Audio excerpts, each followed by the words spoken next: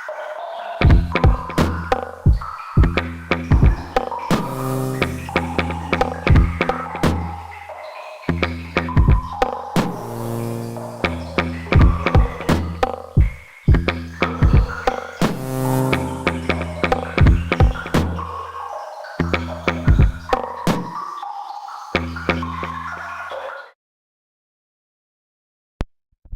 and good morning. Peace and good morning. Here we go.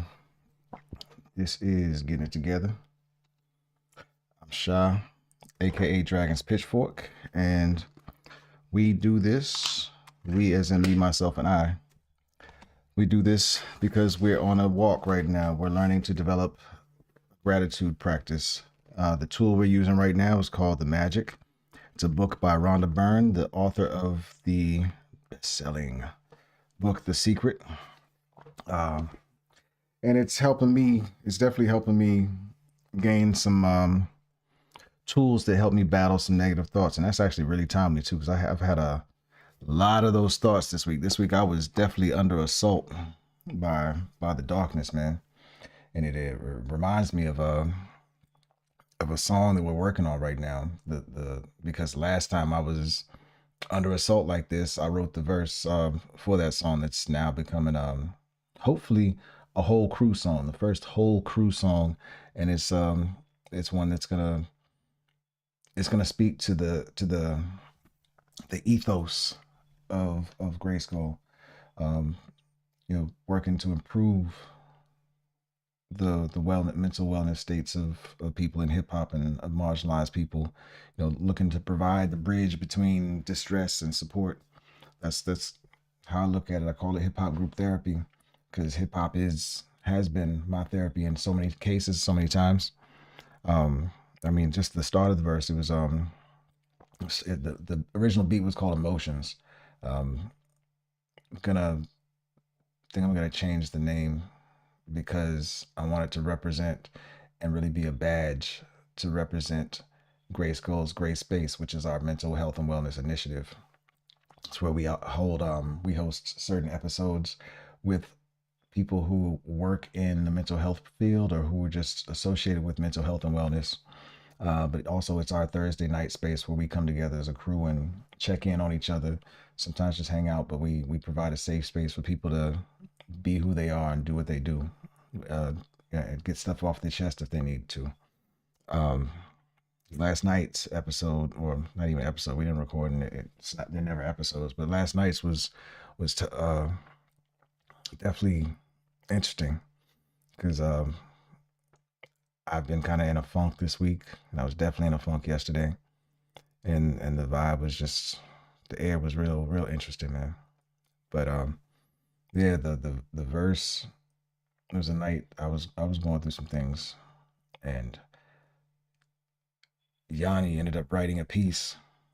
I started writing a verse, and I was going through some things, and I said something, I guess, that triggered Yani, so she ended up becoming concerned, I guess, because that's what your loved ones do when you're not feeling good. So she ended up writing a piece that really got to me. It's like, wow, and I loved it. It was a beautiful piece, and I appreciated it. It showed her love, care, and concern for me in a way that I really appreciated. So I felt I had to write something back. I had to finish what I was writing because I had to show her that I was okay. That we have these moments, but we can get through the moments, right? And I remember I was like, at the beginning, I said something like, I want to drop them in a bottle, but they won't stay stuck. When things get hard to swallow, no, damn, I want to drop them in the bottle, but they don't stay stuck. I want to become hollow when things get hard to swallow, calling for the dark, calling for tomorrow, maybe sun rays to save me again. And there's no sun rays yet. It's 6 a.m. But definitely some sleep and some rest. I'm back up. I'm back at it. I went through last night doing what we call transmuting, which is just engaging with some art in some way, shape, or form that helps you move and shift the energy. Last night I didn't create anything, although I did stream and talk through a little bit of where I was, just to give people a real chance to see how I process things, and to see my full humanity, not just a camera on camera me. It's trying to present a solid, well composed picture, although a real and genuine expression of where I am at the moment. Um, I forget where I was going with that. It doesn't matter. But bottom line is, I got out of it, man, and I came out of it with perspective, and came out of it with a reminder of the tools, some of the tools that make a big difference for me. One of the big tools that makes a big difference for me is the book that Yani gave me, called The Four Agreements. The Four Agreements was a huge Four Agreements was a huge help to me. There's basically four principles that you walk away from the book with, that you apply to life. There's oh man, that's funny. My brain keeps freezing on stuff, but one of them is take nothing personal. Um, Another one is do your best. I forget what the other one is. Appreciate you, Snowblind. What's up, man? How you doing? Good to see you, man. I haven't seen you in a while, man. How you been? Snowblind Beats is a dope dude. He's a dope producer on Instagram. He's really tight. I'm streaming on a few places, bro. So appreciate you being here. Hope everything's going well. And I want to let you know that I had to give up that office, that shared desk space upstairs. She's got the whole office to herself now, man. I'm back to my lab. But yeah. So the Four Agreements. I wish I could remember all four of them right now. For some reason, I'm drawing a blank. But another one is do your best. Is take nothing personal. Um, I forget what it is. I'll end up finding them, and I'll post them later on. I'm not gonna trip off them. You know what? I can just look them up. Shit. How about this? I'm in front of a computer, right? So let's see. The Four Agreements summary. Boom. All right. That's one sentence summary that says, what are the four agreements? First agreement: be impeccable with your word. It's important. What you speak, you speak things to life. Whether it's darkness for yourself or darkness for others. Plus, there's that saying that your word is bond, and you should be bonded and bound by your word. So always rock with that. Second one is don't take anything personally. Third one, don't make assumptions. And the fourth one is always do your best. So those are always saviors when things are dark, and I hate it when I can't remember them in the moment when something's going on. But it's thus is life, and that's the lessons. It's part of the journey.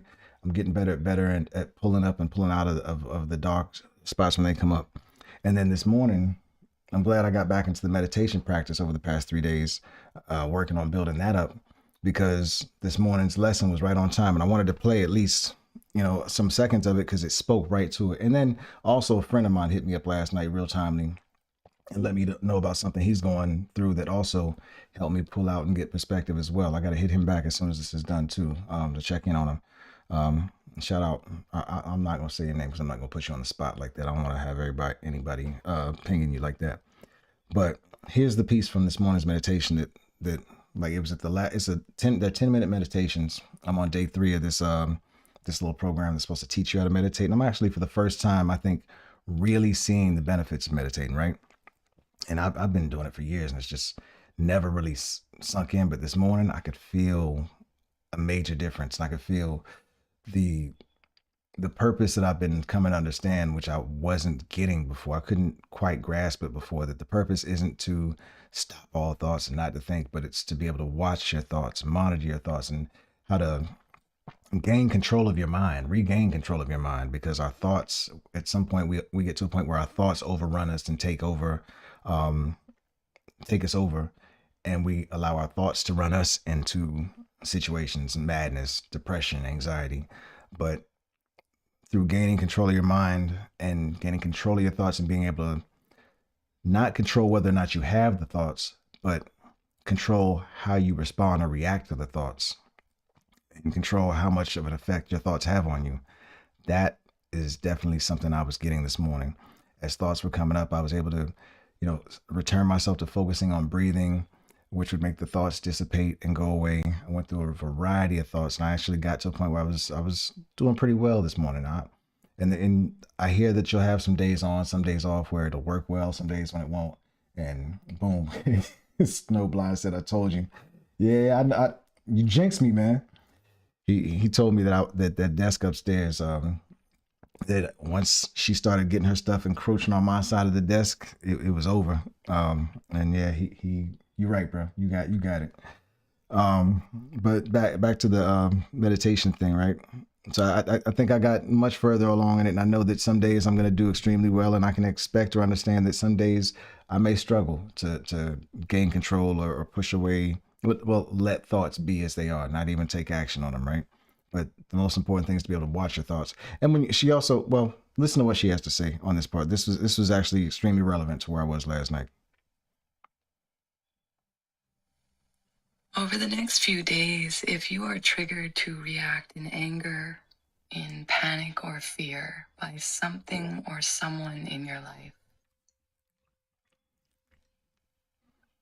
just see if you can pull back, watch, and then choose how you actually wish to respond to what is going on.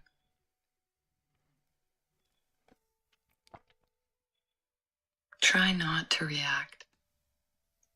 See if you can shift yourself and your focus in the direction of the outcome you actually want, whether that is more love, peace, or harmony. Really wonderful job today. Yeah, I appreciated her giving me the really wonderful job today. I needed to hear somebody say that, right? It's a dope app. The app is called shit. It's how it goes, man. Let me answer this question real quick. I'll give you the name. It's called Insight Timer. That's right. It's got some dope little walkthroughs in here so far. The question it's asking me after today's session is, how do you best quiet your thoughts? And the 4 answers are through meditation, when exercising, walks outside, or listening to music. Quiet my thoughts, listening to music, man. Once I can get absorbed in the music, I'm good. And then it gives you a little chart at the end to tell you what the answers are and or what most people answered. The first answer, through meditation. 44% of the people who answered it said through meditation. That got the most votes. Second one, listening to music. That was 20% of the people. So I'm in that second group. And then when exercising was third, and walks outside was fourth. But dope app, man. Don't take it as an ad unless they're gonna pay me for it. But it's a dope. So far, I'm appreciating it. I'm on day 3, day 4 tomorrow. Looking forward to that. All right, so we're gonna get to the book now. I think I got through talking through all the preamble stuff.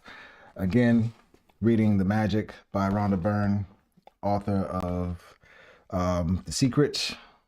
I think she became popular. She's probably one of those people who became popular through Oprah. You know how Oprah was a kingmaker of authors at one point in time. But we're on day 13, actually. Shit.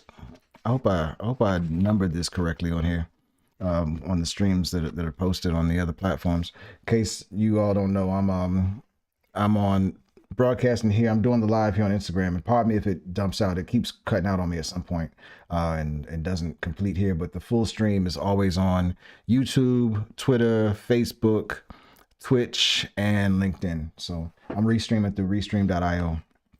But we are on day 13. What do we have? Veda says, I was raised meditating, and I still find it challenging to quiet my thoughts when still.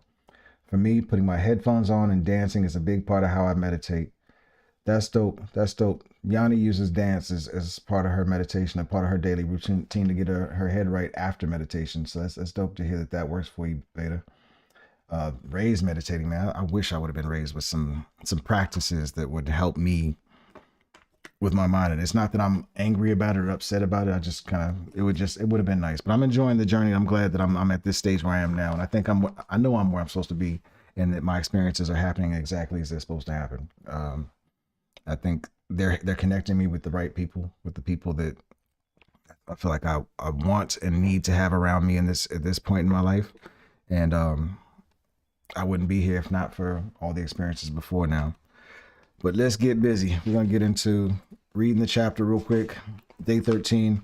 If you all recall, if anybody was paying attention, yesterday's exercise, magical practice number 12, was magical people who make a difference.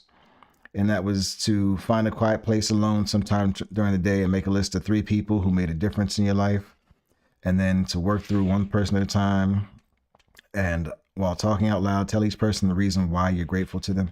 I did that right after the stream yesterday. So boom, checkbox. And I also took myself and did the exercise from, I think, the day before this morning, where I just, as soon as I got up, gratitude, thank you, as I set my feet on the floor, thank you, thank you, thank you, as I walked myself to walk the dog outside. But then I lost track and monkey mind took over. Which is one of the reasons why the meditation is my thing right now. I'm trying to get control of that monkey mind, because that's where the trouble comes in. And I don't like using the term monkey mind just because if you know, you know. But it is very, very appropriate outside of that. All right, so day 13 is called Make All Your Wishes Come True. Let me put on my my grandpa glasses and we can get busy. Let's get this mic out the way. You're a problem. I'm messing up my light. All right, day 13, make all your wishes come true. You feel weird where you are. Starts with a quote. Imagination is the true magic carpet. Norman Vincent Peale, 1898 to 1993. Wow, he lived almost 100 years, 95 years. He's a writer. If you've been following the magic practices day by day, you've now built an amazing foundation by practicing gratitude for everything you have received and continue to receive in your life. But today is an exciting day because you're going to begin to use gratitude's magical power for your dreams and desires. Hundreds of native cultures through the centuries have traditionally given thanks for what they want before they receive it, creating elaborate ceremonies to put as much energy as they could into giving thanks. The Egyptians have celebrated the flooding of the Nile River since ancient times to ensure the continual flow of water in the river. American Indians and Australian Aborigines perform rain dances. Various African tribes perform ceremonies for their food before they hunt for it. And the very nature of prayer in every culture and religion is giving thanks before having received what is desired. The law of attraction says that like attracts like, which means you must form in your mind a likeness or an image of what you want. And to attract that desire to you, you have to feel as though it's yours so that how you feel is also like how you would feel when you had what you wanted. The easiest way to do that is to be grateful for what you want before you've received it. If it never occurred to you before to use gratitude to receive what you want, you've now discovered another of its magical powers. The very words in the Holy Scriptures promise exactly that. And again, I say this, I think every day I've said this.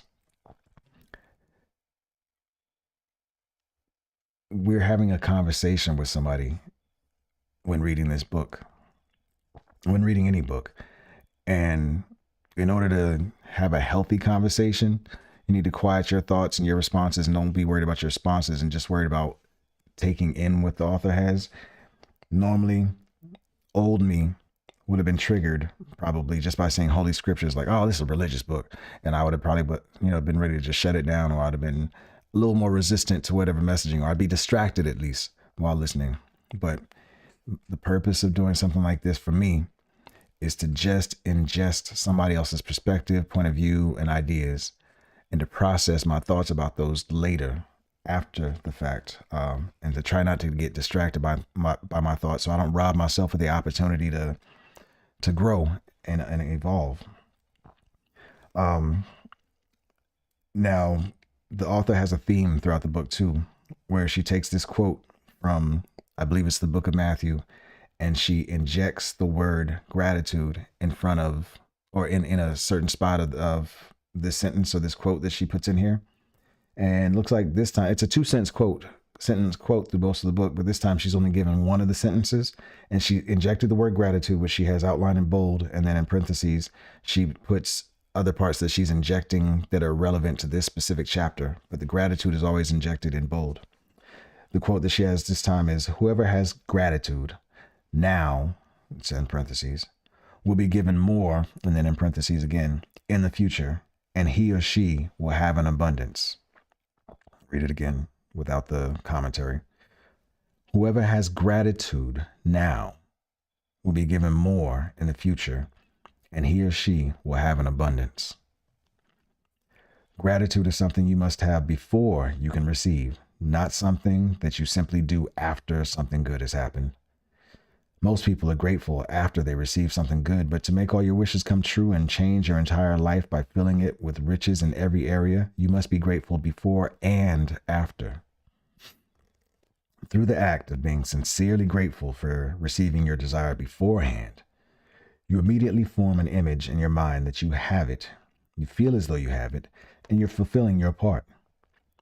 If you continue to hold to that image and feeling, you will magically receive your desire.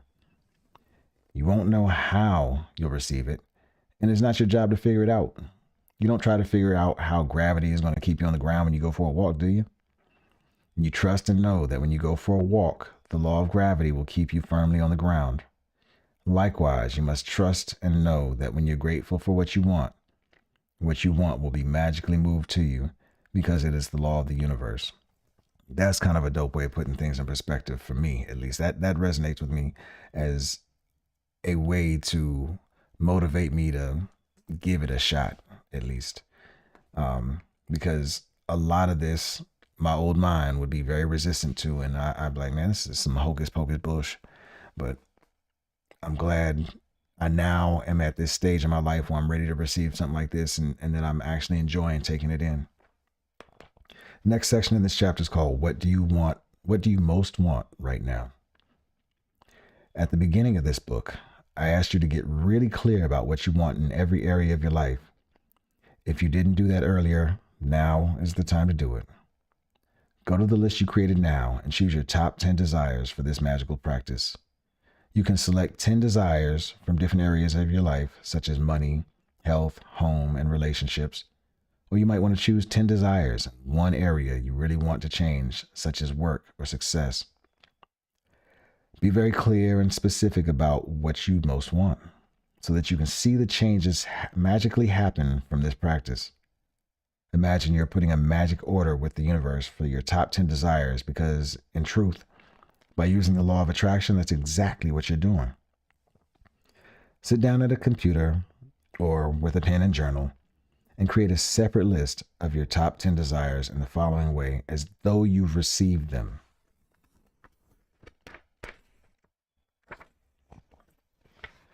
All right. And now she's giving a list of sample sentences for this whole page. I'll read them off. Thank you, thank you, thank you for blank. And fill in the blank with your desire as though you've received it. For example, thank you, thank you, thank you for the high marks in my exam results, which got me into the exact college I wanted. Thank you, thank you, thank you for the great news that we are having a baby. Thank you, thank you, thank you for our dream home, which has everything we wanted it to have down to the last detail. Thank you, thank you, thank you for the amazing phone call with my dad that has improved our relationship. Thank you, thank you, thank you for the medical results that show I am all clear and healthy again. Thank you, thank you, thank you for the unexpected money I received, which is the exact amount I needed for my European trip. Thank you, thank you, thank you for doubling of our sales figures this month. Thank you, thank you, thank you for the ideas that won us our biggest client yet.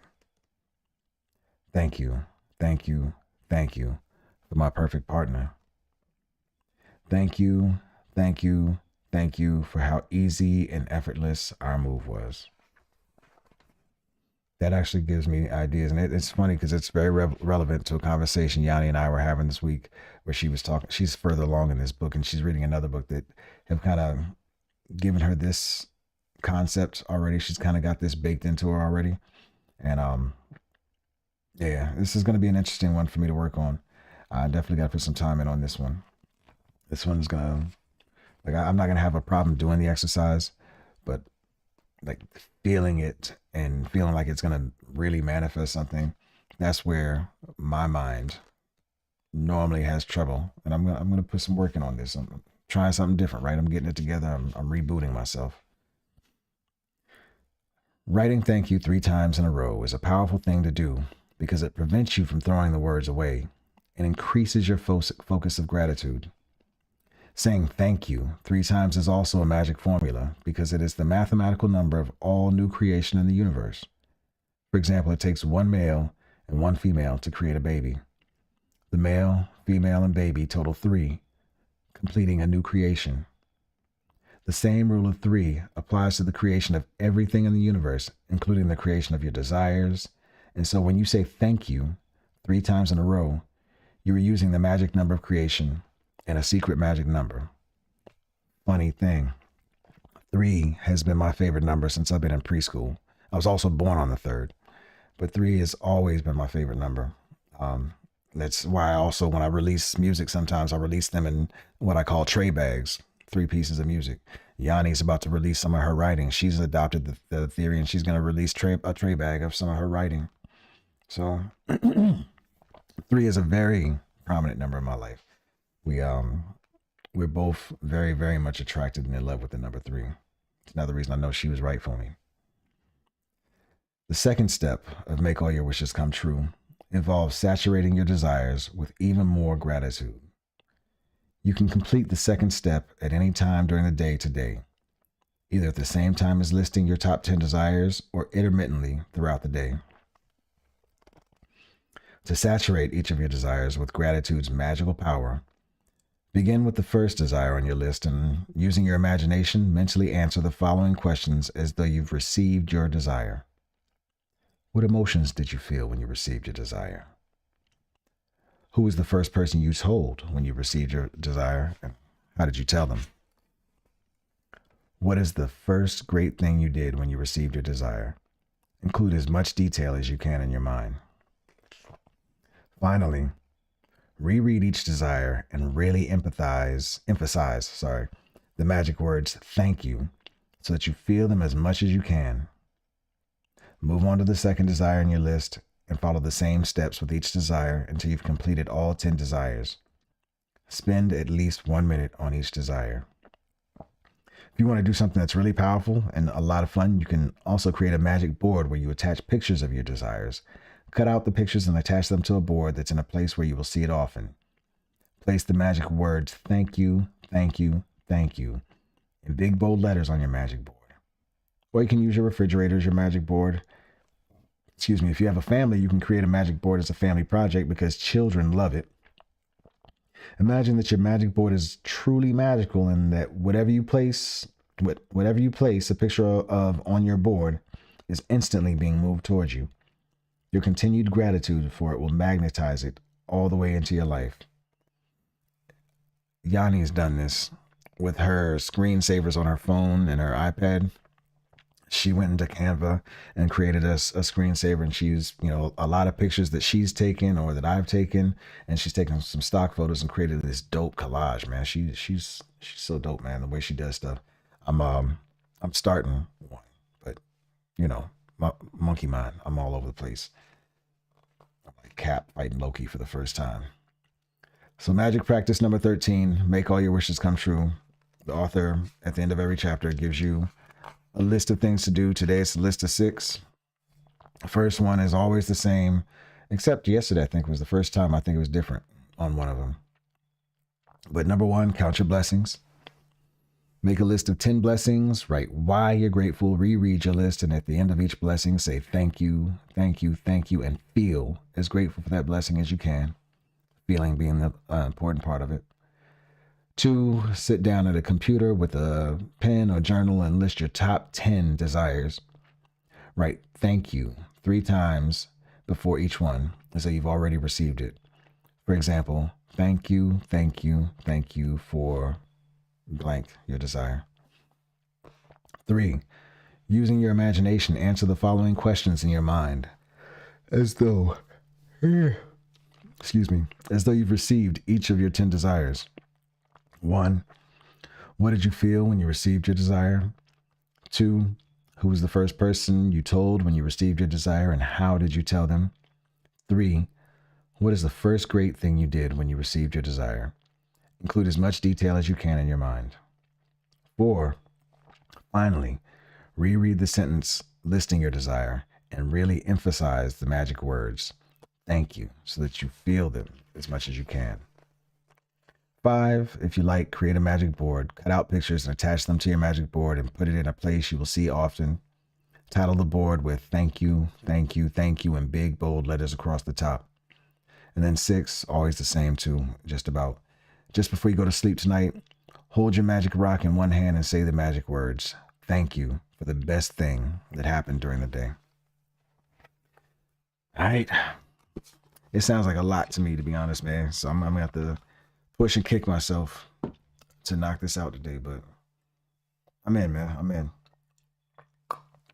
Especially after the week I've had and being able to turn all those dark feelings and vibes around and kind of come back to center and get back to focus and realizing that when it comes to that darkness, a lot of it's a matter of choice. So, again, we're reading The Magic by Rhonda Byrne, the author of The Secret. Appreciate you taking the morning to hang with me. I'll holler at y'all later on. Have a good one. Shut down over there. Thank you for hanging out, Veda. Again, state gods. That's a dope name. You can state gods, peace, and good morning. Appreciate all y'all.